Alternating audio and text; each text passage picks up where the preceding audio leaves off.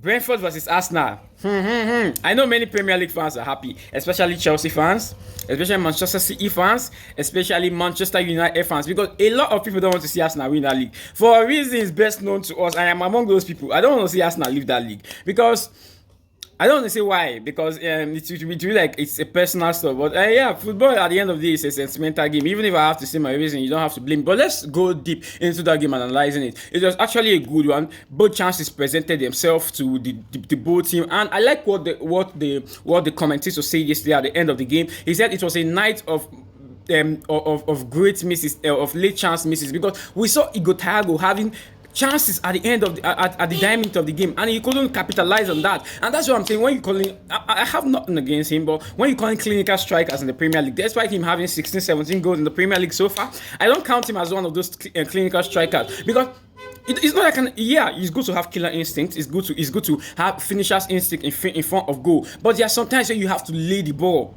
It's as simple as that. We've seen Haaland also doing it for Semenyo. We've seen him doing it for Czech. We've seen him doing it for Doku. We've seen him doing it for Bernardo Silva. So why aren't you passing the ball? Because if Igor was selfless in that game, I'm sure Brentford would have won that game. And not to speak about Kelleher, Joachim Kelleher. Beautiful save at the end of the game on the strike. Martinelli unleashed to his net. Beautiful play from Julian Timber. If Igor had done what Julian Timber did here, laying that ball for Martinelli, it would have been Man, at the end of the day, it is what it is. Everybody has what they are chasing, and it is obvious Igor is chasing the golden boot.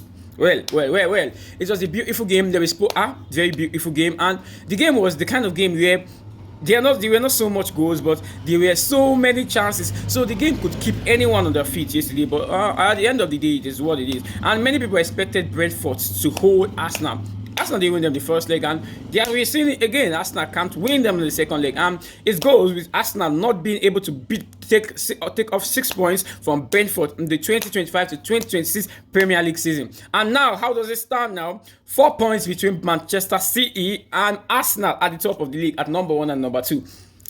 Despite all of this, despite all the things Arsenal has been doing, one thing I would like to say once more is Arsenal is Brentford actually using the weapon of Arsenal against them. Set piece. When they were about to throw the ball into the 18-yard box, the commentator said say something like Brentford are giving Arsenal the test of their medicine. And I saw a report about David Raya complaining about the corner tactics of Brentford.